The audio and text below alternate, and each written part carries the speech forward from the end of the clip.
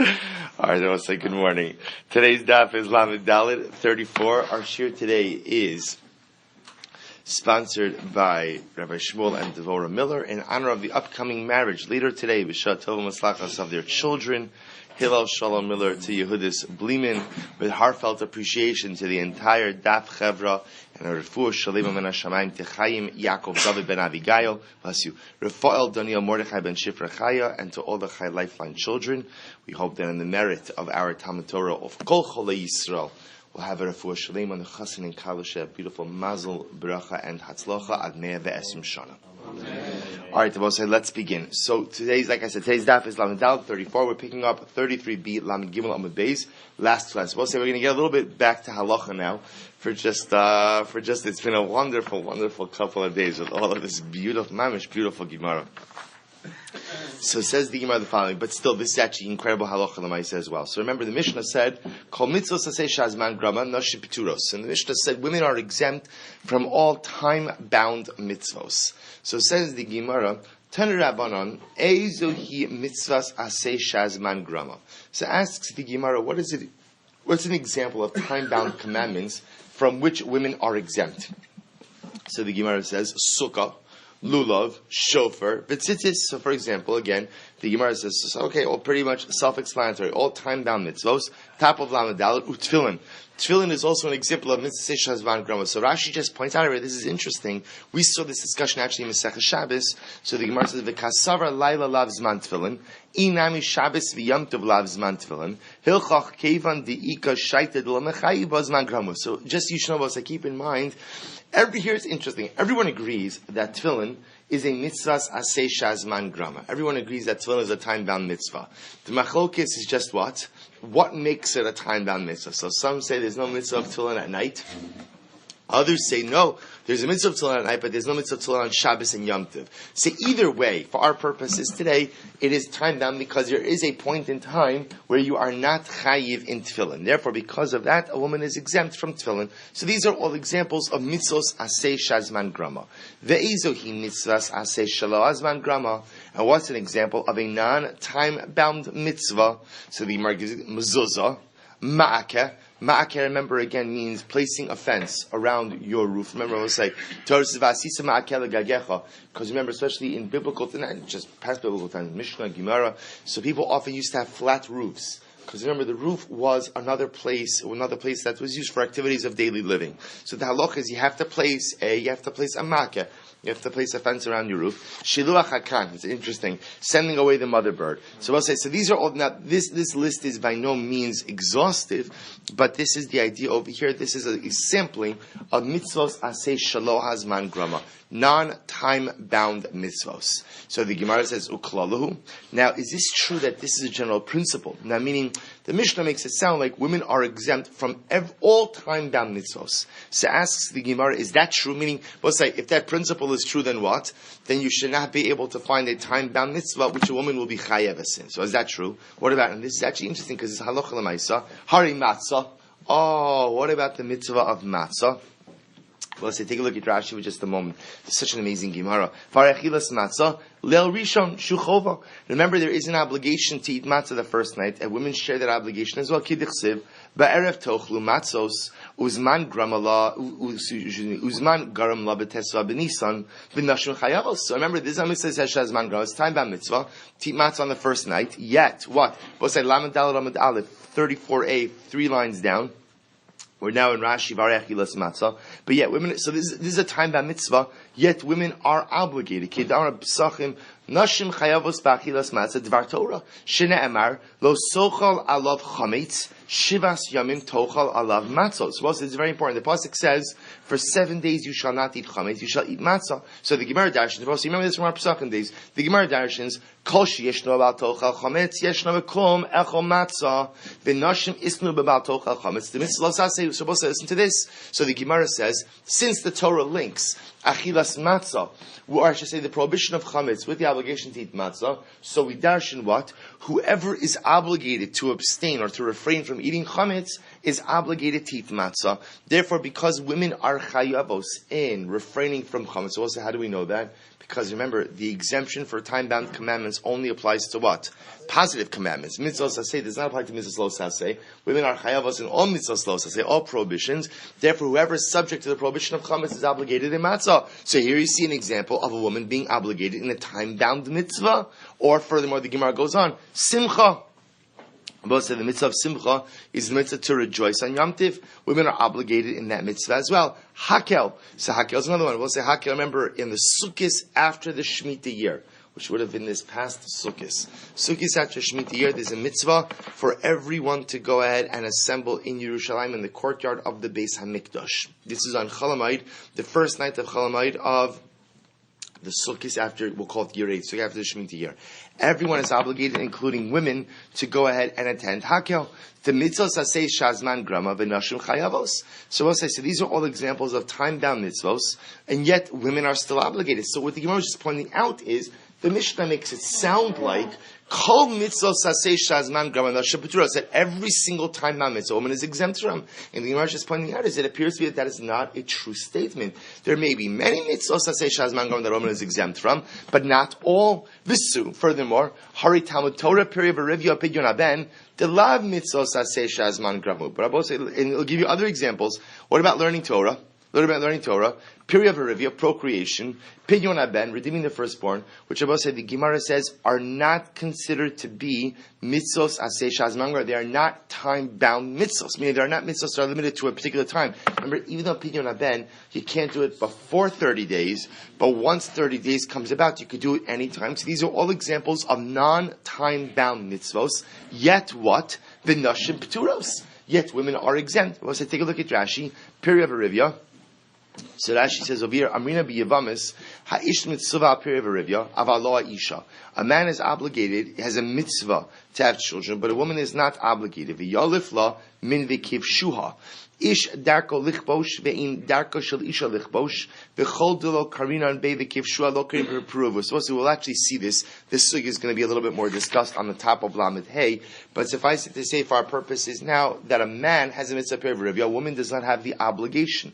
Talmud Torah, remember we learned before, Rashi says, Darmina le'el nosh peturos v'chein pidyon aben kidla pirgus. Remember, we already learned the exemption for pidyon aben as well as for Talmud Torah earlier on. So the point the Gemara is giving is, here are examples of mitzvos aseh shelo hazman grama, non-time-bound mitzvos, and yet what?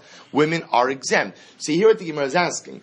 On one hand, I could bring you examples of mitzvos aseh shazman grama that women are obligated in. I could also bring you examples of mitzvos aseh shelo hazman grama that women are exempt from.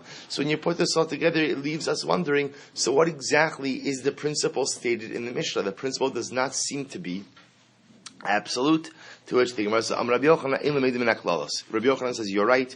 In general, even when Mishnayos seem to make a general klal, a general rule, understand that the rule is not necessarily absolute. The rule does not necessarily become all-encompassing.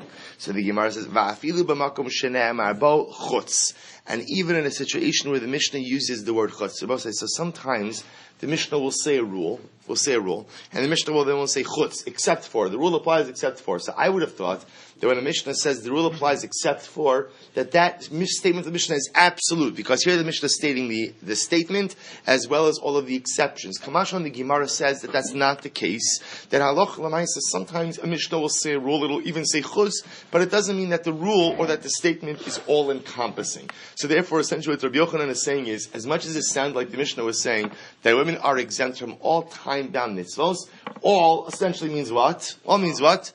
Most. You can even say most. Most time-bound mitzvos, but all does not mean all. The Gemara gives an example of this. This now, bakol ma'arvinu mishtatin chutz min havayim hamelach. So also we learned this in Eruvin. You can make an Erev Chatzeros or a Shetufe Muvos. Remember, Erev Chatzeros is the mechanism by which you combine the domiciles in a particular Chatzer. Or Shetufe Muvos is the same idea, but ultimately in a Mavui, in an alleyway, instead of just a Chatzer. So you remember, this requires food. Everybody pools food together and creates essentially Rosh Hashanah. So you could use whatever food you want for the Erev Chatzeros or Shetufe Muvos. Chutz min hamayim u'melach, except for water and salt. Because water and salt are not considered to be food. So the Gemara says, v'sulaka, and how is that true? It means you could use everything else. So the Gemara says, v'ha'ika kimino pitrios, but you can't use mushrooms or truffles. So the point the Gemara is making over here is what?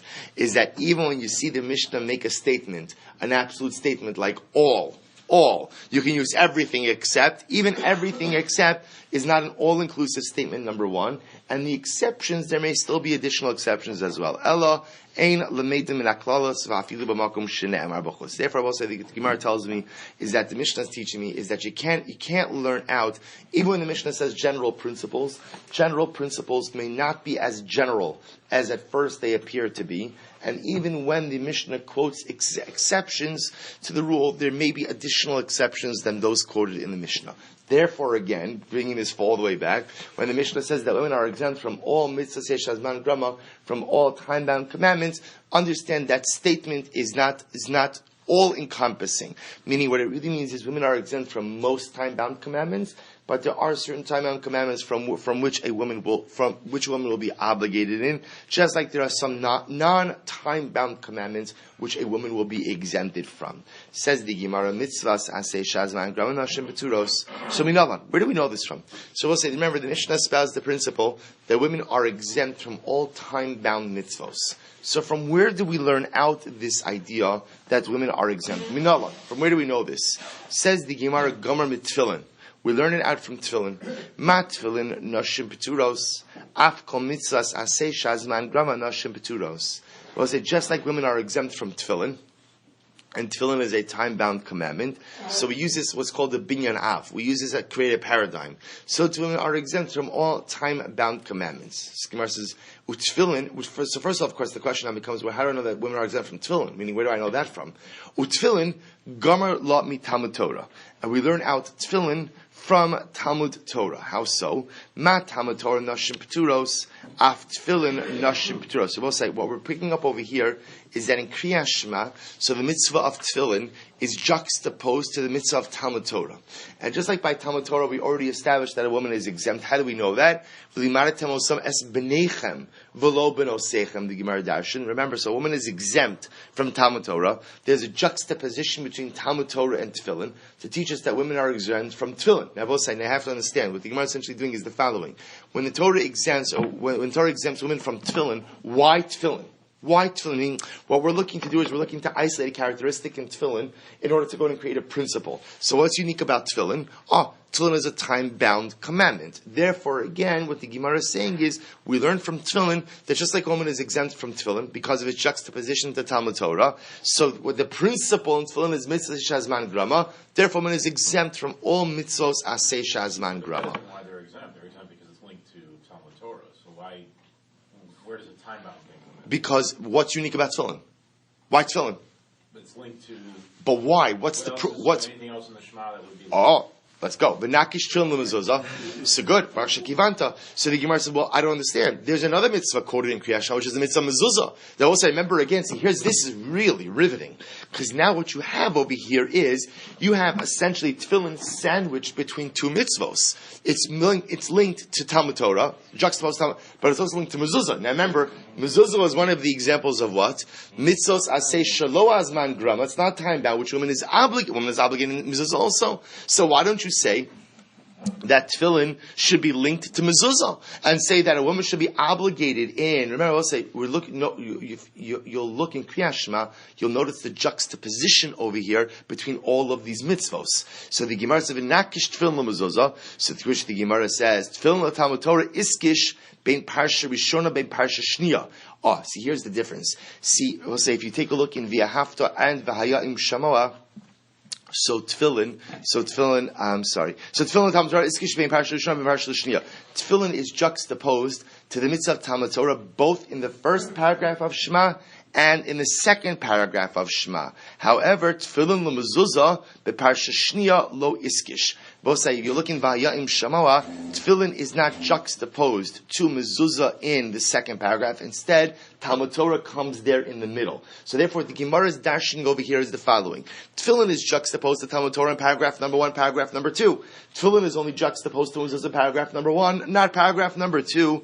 Therefore, again, it makes more sense to compare tefillin to Talmud Torah than it does to mezuzah. So the drasha therefore will be, just as women are exempt from Talmud Torah, so too they'll be exempt from tefillin. But again, what's driving the Gemara over here is, so what's the characteristic of tefillin that a woman should be exempt? Meaning, why? Why should one be exempt from tefillin? Elamai must be because there's a time component. So therefore, again, the Gemara says, you learn from here the binyan av, the principle, you create the paradigm, that therefore woman is exempt from all time-bound commandments. So the Gemara says, v'nakish mezuzah Talmud Torah.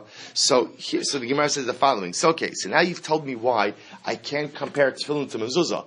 But why don't I go ahead and compare mezuzah to Talmud Torah? Because both say that juxtaposition does occur. And therefore I would say what? That just as a woman is exempt from Talmud Torah, so too she should be exempt from mezuzah. This is actually very interesting. Lo sakadaitcha dichsiv leman yirbu yemechem. Because interestingly enough, by the pasuk of by mezuzah, the Torah says, right after mezuzah, it says, "L'man yirbu yimechem," in order that you shall enjoy longevity of days. So you see over here that the mitzvah of mezuzah is linked to longevity. So it says the Gemara, "Gavri boi chayi, nashi lo boi chayi." What? It's just men who need a long life, and women don't need a long life. So the Gemara says. Therefore, because there's a mitzvah of longevity, it doesn't make sense, ultimately, again, that a woman would be exempt from that mitzvah. So the Gemara says, V'hari sukkah. So also I said, remember, so far now what we have over here is that tefillin really serves as the source for a woman's exemption from mitzvos aseh shazman grama. And just the notion of the drasha is, it's the juxtaposition. Morning, Mr. Shumfeld. Because, he snuck in here. Because again, tefillin is juxtaposed to Talmud Torah in first paragraph and second paragraph of Shema. Therefore, just as a woman is exempt from Talmud Torah, she's exempt from tefillin. What's the unique aspect of tefillin? That it's a mitzvah shazman grama. So it says the Gemara, V'hari sukkah, the mitzvah shazman grama, d'chsiba sukkos teishu shivas yamim. Now the Gemara asks an interesting question. Well, let's take sukkah for just a moment. So remember, sukkah is a time-bound mitzvah. Therefore, again, based on what we learned, what should be the halacha? What should be a woman's obligation in sukkah? She should be exempt, because it's a time-bound mitzvah. Yet, interestingly enough, the pasuk says, "Basukos teishu shivas yamim." Fine. Taima dekasav rachmana ha'ezrach lahotzias hanashim. So we'll say, so the Gemara darshans in Maseches Sukkah that a woman is exempt from sukkah because the pasuk says, "Basukos teishu shivas yamim." Kol ha'ezrach yesh bes Yisrael yeshu basukos. So the Gemara darshans from the lashon of ha'ezrach, the extra hay, comes to exclude women from, or exempt women from this particular mitzvah. So the Gemara says, I don't understand. Taima de kasev rachmana ha'ezrach lo tzias anashim ha'lav hachi nashim chayavos. So mostly we have a problem. Why? Why does the Gemara need a drasha of ha'ezrach to go ahead and exempt women from sukkah? What should be the halacha? Sukkah is a time-bound mitzvah. It's a mitzvah saseh shazman grama, and therefore what? And therefore, by definition, a woman should be exempt. Why do I need a drasha? So what's the problem with this is, it sounds like that without the drasha, what would be the halacha? A woman would be obligated in the mitzvah of sukkah. But that's a mitzvah aseh shazman grama. So that goes against what we just said. To which the Gemara says, no, Amar Abai, Abai says, no, I'll tell you why we need the drasha. I would have thought, so since it says by sukkah, you're supposed to dwell in it. And we learned from that, Teishvu ke'im teduru, that you're supposed to dwell in the sukkah the same way you dwell in your home. And I would have said, Madira ish v'ishto, just like in a normal dwelling, it's a man together with his wife. Af sukkah ish v'ishto. So too, again, a sukkah is a man and his wife as well. And therefore, again, I would have thought that therefore by sukkah, a woman would be chayev. So what the Gemara essentially answers is, you're right, we're not sharing what we said before. A woman is exempt from time by mitzvahs. Sukkah is unique, because the mitzvah of sukkah is to replicate the way you live in your home. Since the way you live in your home, it's men and women together, so I would have thought again, women would be chayavos in sukkah. Therefore, the Torah needs an extra drush of ha'ezrach to teach me that a woman is still exempt from sukkah. The Rava says, it's terech.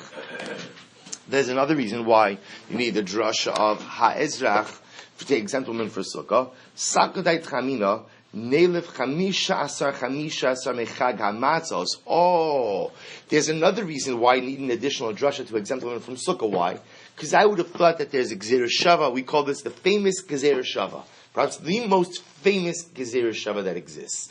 Right, the gzeira shava of Tesvav, which links the first night of Pesach with the first night of Sukkah. So I would have thought the following, and most of there are many halachos that come out of that. I might have thought the following. I would have thought the following. There's a gzeira shava of Tesvav. And remember again, just like what did we say before? A woman is chayaves in matzah on the first night of Pesach. So I would have thought that the same way that a woman is chayaves for matzah on the first night of Pesach, she was a chayaves in Sukkah, the first night of Sukkah. Therefore again, tzricha. Therefore the Torah needs a special drasha of ha'ezrach to teach me that what? That a woman is in fact exempt from the mitzvah of sukkah, even on the first night. Just as I will say that gzeira shava, for our halachic purpose, what that gzeira shava does for us is, it tells us that just as on the first night of Pesach, you can't eat matzah until after nightfall, on the first night of Sukkot, you also can't make Kiddush in the sukkah until after nightfall. It also teaches us that just as the mitzvah of matzah is doraisa, so too eating in the sukkah is doraisa. That's why again, even on the first night, even if it's raining, we still make Kiddush in the sukkah, we still eat hamotzi in the sukkah. That's Tesvav. Some actually have the halacha actually brings down, according to some, that there's a minhag actually to eat a kezayis of matzah in the sukkah as well, based on that gzeira shava of Tesvav. It's not halacha, but based on that gzeira shava of Tesvav. Okay, in any event, both sides. So we're back on track, meaning we're still good. So we're solid right now in establishing our principle still holds true, that a woman is exempt from time-bound mitzvos based on the limud of sukkah. Fine. So the Gemara says, "V'hari re'iyah, the mitzvahs aseh shazman gramahu." So what? Okay. So now we're gonna try to challenge it again. So I'll say re'iyah. What's the mitzvah of re'iyah? Pasuk says, Rashi says, second line, mitzvahs aseh yirah kol zechurcha. So I'll say, so the halacha is this mitzvah of re'iyah. It's coming up in Mirat Hashem. It's, in fact, again, according to many, this mitzvah of Re'iyah still applies even in the absence of the Beis HaMikdash. A mitzvah to go ahead and go up to Yerushalayim during the regalim. So what happens? So what about the mitzvah of Re'iyah? Now the mitzvah of Re'iyah, remember, is a time-bound mitzvah, which makes sense, because you only have the obligation to go ahead and go to Yerushalayim when? During the regalim. So it's a mitzvah shazman grama, yet what? V'hari Re'iyah, the mitzvah shazman grama. So therefore off the bat, I would assume that what? That a woman is exempt because it's a time-bound mitzvah. Yet, interestingly enough, the taima dikasev rachmana zechurcha. Yet the Gemara darshans, why is a woman exempt from Re'iyah? Because the pasuk says Yira'ah kol zechurcha. Zechurcha means what? Your men, the males. So the reason a woman doesn't have to go is because the pasuk says the males. Ha lav hachi. Were it not for that phrase of zechurcha, chayavos. Women would be obligated. So we'll say, you hear the kasha? It's a bam kasha. So what's going on over here? You just told me before that a woman is exempt from all time-bound mitzvos. The Torah doesn't have to say anything about Re'iyah. And I would have assumed that what? That a woman will be exempt. Why? Because it's time-bound. Yet, the Torah feels compelled to add in the phrase zechurcha. It's only the men who are obligated, not the women, which seems to indicate to us that in the absence of that word zechurcha, I would have thought that a woman would be obligated in aliyah l'regel. So what's the pshat? To which the Gemara says, itzrich. I'll tell you why. You need the drasha, and I'll tell you why. Because without the drasha, there's a good reason why you would have thought that a woman would be chayaves in Re'iyah, and I'll tell you why. Because I would have thought that you can make a gzeira shava of Re'iyah from hakel. Now, let's remember, we already said on Amud Aleph, what's the halacha by hakel? A woman is obligated to come for hakel, right? Everyone is obligated to come for hakel. So I would have thought, make a gzir shav of Re'iyah to Hakel, and say, just like woman is obligated in Hakel, so to what? She's obligated in Re'iyah's Pnei Abayis to come to Yerushalayim to see the Beis HaMikdash on the regalim as well. Therefore, the Torah needs a specific drasha of what? Of Zechurcha, to teach me that a woman is exempt from Aliyah L'Rega, from Re'iyah. So it says the Gemara, so fine. So far we feel like we have sufficiently defended the challenges. So now the Gemara asks, about the Alpinon mitfilin lepotra, or lepatura, nelef misimcha lechiyuva. Oh, this is very interesting. So now the Gemara says, what you've told me is that we learn out the concept that a woman is exempt from time-bound mitzvos from tefillin. From tefillin. Tefillin is the paradigm. Just as a woman is exempt from tefillin, and tefillin is a time-bound mitzvah, so too women are exempt from all time-bound mitzvos. But instead of using tefillin to create the paradigm for exemption, why don't you use simcha to create the paradigm for obligation? And why don't you say, just as a woman is obligated in simcha, remember again, I say that's the mitzvah of b'samachta b'chagecha, to rejoice on Yom Tov, and that is a time-bound mitzvah. Just as a woman is obligated in time-bound mitzvah of simcha, so too she's obligated in all time-bound mitzvahs. To which the Gemara says, Amar Abaye, Isha baila mesamcha. This is a fascinating answer and an incredible musar. Abaye says, the mitzvah of simcha is not on the woman. The mitzvah of simcha is on her husband. I have an obligation. When we say that my wife is obligated in simcha, what that means is I have an obligation to make my wife happy. I have an obligation. Now, the truth is, the technical obligation applies on Yom Tov, right? The actual obligation applies every single day. But it's an incredible musar that she's obligated in the parsha of Simcha, v'samachtu b'chagecha, but I, the husband, have the obligation to make sure that actually occurs. Look at Rashi, Ba'ila Mesamcha, Ein chovas ha-simcha teluya ba. This is amazing. The mitzvah of Simcha is not dependent on her, Ella al baila. It's on her husband. Sheyismechena. He has to make her happy. Kari Bey, because of us, the Gemara Darshans, that we don't read it as V'samachta Ella V'simachta. V'simachta means what? Not that you shall rejoice, but rather you shall make others happy. So therefore, again, the Gemara says you can't use Simcha as a paradigm for mitzvahs aseh shazman grama to obligate the woman. Why? Because although she's in the parsha of Simcha, the obligation to be happy is actually not upon her. The obligation is actually upon her husband. So the Gemara says, that's fine, but Amana ma'ikal meimar. So what do you do about an Amana? Right? What about a widow? So we'll say, meaning, in other words, that's fine if a woman is married. What about a woman who's not married? Right? An Amana or someone else who doesn't have a husband. Then what about the mitzvah of Simcha? To which the Gemara says is amazing. Bishuruya etzlo. The mitzvah of Simcha always devolves upon the closest man. Look at Rashi. B'shruya etzlo lo nitztavisi ella ba'aniya hakasav medaber v'nitztava mishi shruya etzlo v'samcho mishalo b'macho mishtakuvisha. So you know what happens with an amana? And amana, the obligation is upon the nearest man. Whereas that's why the pasuk says that you have to take care of the amana. You have to take care. In other words, that if I know that there's an amana, I have an obligation to make sure that she's besimcha over Yom Tiv. So again, the difference is that with a wife, the mitzvah of simcha devolves upon a specific man. That specific man is her husband. For the almana, the obligation is upon men to go ahead and bring about this incredible yisod. Incredible yisod. We'll say, so it's a very important yisod in terms of, this just as an aside. Very often when it comes to Yom Tiv, we become very focused on our own needs and on our own households. Especially a Yom Tov like Pesach, where again is a very, very intense and with a lot of preparations. So a person either preparing their home or a person is preparing their travel arrangements. Well, it's very important to remember that while we're off wherever we go, whether you go somewhere or whether you're home enjoying with your family, there's a whole community out there of people who are brokenhearted and who have nothing. And I have an obligation to make sure that they are taken care of for Yom Tov. That's the concept of Mos Chitim. Most Chitim means I'm going to spend thousands upon thousands of dollars for Yom Tov. And people spend tens of thousands of dollars for Yom Tov. That's wonderful. If you have it, great, enjoy it.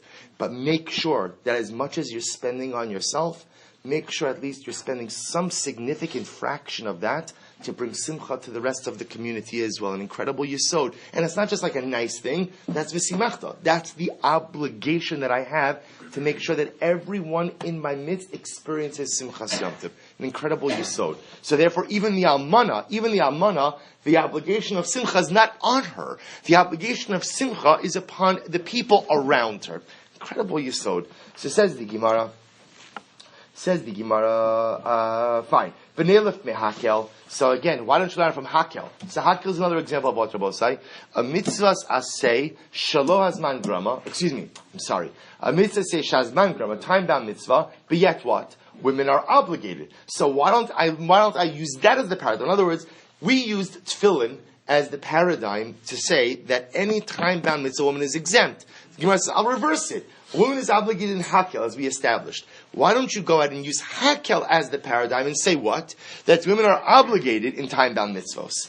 To which the Gemara says, Mishum dahava matzah v'hakel shnei ksuban habayin kechad. So we've spoken about this before. There's a concept of shnei ksuban habayin kechad. Shnei ksuban habayin kechad means when the Torah teaches the same principle in two different places, that means that you can't, or say, when the Torah teaches the same concept in two different places, that teaches us that you cannot create a paradigm. In other words, when the Torah says something once, so you could create a paradigm. When it says it twice, it means there's no paradigm. Rather, the concept or principle is limited to those two specific situations. So what the Gemara wants to suggest is the following. That hakel and matzah are shnei ksuvin habayin kechad. What are hakel and matzah? Hakel and matzah are two examples of two time-bound commandments where a woman is obligated. So those are the two cases of time-bound commandments where a woman is obligated. Therefore, I'll say that a shnei ksuvin habayin kechad, it's two instances that express the same rule, namely that a woman is obligated in time-bound mitzvah, and therefore, again, what? Because it's shnei ksuvin habayin kechad, you can't create a paradigm from it. We spoke about this principle before. The idea is that when the Torah says something, the expression of a concept once, it was often we understand that HaKadosh Baruch Hu was expressing a paradigm. When God expresses the same concept multiple times, two or more times, that means He's coming to limit the application of that principle to the specifically enumerated circumstances, but does not want us to create a paradigm. Therefore, matzah and hakel are shnei ksuvin habayin kechad, two examples of time-bound commandments for which a woman is obligated. The fact that those principles occur twice tells us that the application is limited to those two circumstances and not to create a paradigm. So the Gemara says, if that's the case, I can say the opposite. Tefillin u're'iyah nami shnei ksuvin habayin kechad. Then why don't we say that tefillin, which remember is a time-bound mitzvah from which a woman is exempt, and re'iyah, the obligation to ascend to Yerushalayim to see the Beis Hamikdash, are also shnei ksuvin habayin kechad. Both say those are two examples of what? Remember, the Torah is stating the same thing twice, namely that a woman is exempt from a time-bound mitzvah. So why don't they say here, Torah is stating the same principle twice, therefore what? You can't create a paradigm. To which the Gemara says, no. Here's the difference. You need the Torah to state both tefillin as well as re'iyah. Why? Kasav Rachmana tefillin v'lo kasav re'iyah. Because if the Torah just spoke about a woman's exemption from tefillin, but did not speak about the woman's exemption from re'iyah, from coming to the Beis Hamikdash for on the regalim, hava amina ne'elef re'iyah mehakel. Because remember, as we said before, Rabbosai, without an explicit exemption, I would have thought that a woman would be obligated in re'iyah. Why? Because of Gzera Shava Tahakel. V'ikaz of Rachman re'iyah, v'lokas of tefillin, and had the Torah just exempted a woman from re'iyah, but we didn't have a drasha to exempt it from tefillin, hava amina akish tefillin l'mezuzah. I would have thought that a woman should be obligated in tefillin. Why? Because it's juxtaposed to mezuzah. Therefore, tzricha. Therefore, also what the Gemara has just demonstrated is that the Torah needs to state both re'iyah as well as tefillin. Therefore, because it needs to state both, you don't apply the principle of shnei ksuvin habayin ke'echad, and therefore, again, we don't say malamdin, rather we say malamdin, which in other words, we'll say is another way of just saying we don't view tefillin and re'iyah as the expression of a redundant principle. Therefore, because it's not a redundant principle, it doesn't create the anti-paradigm. And therefore, again, the paradigm will still be tefillin, which serves as the paradigm for a woman's exemption of time-bound mitzvos. If that's the case, matzah v'hakel nami tzrichi. I could say that matzah v'hakel are also both needed. So the Gemara says, Lamai, well, let's analyze this. Lamai tzrichi, why do you need to state both of them? So bishlama ikasav rachmana hakel, v'lo kasav matzah. Had the Torah just written hakel, in other words, that a woman is obligated in hakel, despite the fact that it's a time-bound mitzvah, and the Torah would not have written matzah, hava amila, I would have thought, niliv chamisha asa mechag sukkos. I would have thought that we shall learn out the Gzir Shav Tesva from Sukkah, and teach you that just as a woman is exempt from Sukkah, so too she is exempt from Matzah. But maybe you would say, let the Torah state the obligation by Matzah. The woman is obligated in Matzah, and I would have been able to learn out from there that she should be obligated in Hakel. That wouldn't work. Why? Va'ana amina tfeilim chayavim nashim lakol shekin. And I could have said that what? If children are obligated in Hakel, certainly it goes without saying that women should be obligated. Hilchach havi lehu beis ksuban abayin ke'echad ve'ein malamdin. Therefore, I will say essentially what the Gemara is saying over here is you didn't really need the Torah to state that a woman should be obligated in Hakel. You didn't need to state it. Why? Because once you state that men and children are obligated, it's obvious that what? It's obvious that the women are obligated also. Meaning, there's no such mitzvah that men are going to be obligated, women are going to be obligated, and women are not obligated. So the Torah could have just remained silent on Hakel, and I would have known that a woman is obligated. The fact that the Torah went out of its way to teach me that a woman is obligated in Hakel is now what? Is now the Torah expressing the same principle twice. Expressed it once by Matzah, a second time by Hakel, to teach me that what? That in these instances of time-bound mitzvos, a woman is obligated, and because the Torah is stating the same principle twice, especially in the situation of Hakel, where it did not need to be explicitly stated, I could have learned it out, it's coming to teach me what? It's Shnei Ksuvin Abayin Ke'echad. Torah is purposely being redundant for the purpose of telling me that these two principles or these two examples are stand-alone examples and are not here to create a principle. Therefore, again, you can't create a principle that women should be obligated in time-bound commandments. So the Gemara goes weiter. So this is all fine and good, according to the opinion who says, that when the Torah states a principle twice, it's that good to tell you that the principle only applies in these specific circumstances, but not to create a paradigm. But according to the opinion who says that you can learn out from these, even from a redundancy, what is there to say? Furthermore, mitzvahs aseh shelo azman grama nashim chayavos minala. Furthermore, I will say, the Gemara asks an opposite question. We've spent all of this time trying to figure out, how do I know that a woman is exempt from a time-bound mitzvah? Let me ask you a different question. How do I know that a woman is that a woman is obligated in a mitzvah aseh shelo azman grama? Right? How do I know that a woman is obligated in non-time-bound mitzvahs? To which the Gemara says, "Di yalif mimor." So the Gemara chooses to answer that question first. We learned that out from Mora. We'll say, what's Mora? Ish imo va'aviv tira'u. A man shall fear his mother and father. So remember, we dashed this earlier. The lashon of tira'u is plural. The Gemara understands that to mean that it's not just the man who's obligated in reverence of his parents, but it's a woman as well. Ma Mora nashim chayavos. Just like when it comes to reverence, women are obligated. I will say this. So what's unique about Mora? It's not time-bound. I'm obligated to revere my parents at any time. Af kol mitzvos aseh shelo hazman grama nashim chayavos. So we'll say, so Mora becomes the paradigm. Just like a woman is obligated to revere her parents, so too again she's obligated in all non-time bound mitzvahs. So we'll say, so it's interesting. Well, let's read another line. B'neilif mi Talmud Torah. So why don't you go ahead and learn this out from Talmud Torah? Mishum dahavile Talmud Torah upiriv arivya shnei ksuvin abayin ke'echad uchol shnei ksuvin abayin ke'echad in malamdin. Because I've also listened to this. So why don't you learn out from Talmud Torah? Remember again, when I always learn from Talmud Torah, I would say just as a woman is exempt from Talmud Torah, which is a mitzvahs aseh shelo hazman grama, a non-time-bound mitzvah, and yet a woman is exempt, so too what? A woman should be exempt from all non-time-bound mitzvahs, to which the Gemara says, because Talmud Torah and period of arivia and procreation are shtei ksuvin abayin ke'echad. They're both examples of non-time-bound mitzvahs where what? Where a woman is exempt. And because the Torah states this principle twice, therefore again it does not create a paradigm, and therefore you can't learn out. So this says the Imar top of Lamed Hey, Ul Rabbi Yochanan ben Baruch U'Dom Shnein Hu Omer Vayivarech Oson Lakim Peru Uravu Ma'ikal Neimer. So here's what's interesting.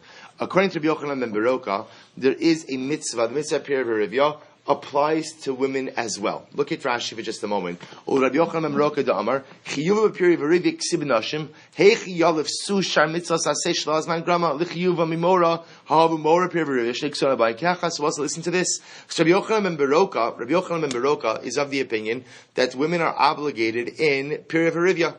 So therefore, Rabbi Yochanan, so what do you do? So the Gemara says, Michael Neymar, Mishum Dahavet Talmud Torah Pidyon Haben, Shnei Ksuvin Abayin Ke'echad, V'chol Shnei Ksuvin Abayin Ke'echad in Malamnin. Because we'll say, ultimately we will say that Talmud Torah and Pidyon Haben, learning Torah and redemption of the firstborn son, are both examples of what? Of non-time-bound mitzvos, where women are exempt, and therefore we'll say Shnei Ksuvin Abayin Ke'echad, and the Shnei Ksuvin Abayin Ke'echad ein Malamdin. We can't learn out of principle. So we'll say, so we'll stop over here for today, but so far what comes out from this last discussion is, here's what I want you to end off with. What I want you to end off with is what comes out from today's daf, and this is a fascinating sugya. What comes out from today's daf is the following. We've learned now the source, ultimately again, the source for a woman's exemption from time-bound mitzvos is tefillin. So we learn now, first of all, and that drasha has a two-step drasha. Step number one is, since tefillin is juxtaposed to Talmud Torah, we say that just as woman is exempt from Talmud Torah, just as a woman is exempt from Talmud Torah, so too she's exempt from tefillin. What's unique about tefillin that a woman should be exempt from it? And the answer is, it's time-bound. It's a mitzvah shazman grama. Therefore, we create a paradigm that says that a woman is exempt from all mitzvos asay shazman grama. Step number two, but how do I know that a woman is obligated in all non-time-bound mitzvos? To which the Gemara says that we learn out from Mora. Since a woman is obligated in Mora, in revering her parents, and what's unique about that mitzvah, that it's a mitzvah say shalo azman gram, it's a non-time-bound mitzvah, therefore what? Therefore, woman will be obligated in all non-time-bound mitzvahs. But yet, what you clearly do see is that what? There are exceptions. There are exceptions. There are some time-bound mitzvahs that a woman will be chayaves in, like matzah, like hakel, and there will be certain non-time-bound mitzvahs that a woman will be exempt from, like Piri of Arivya, and like Talmud Torah. So Emir Hashem will pick up with this sugya, Emir Hashem, tomorrow.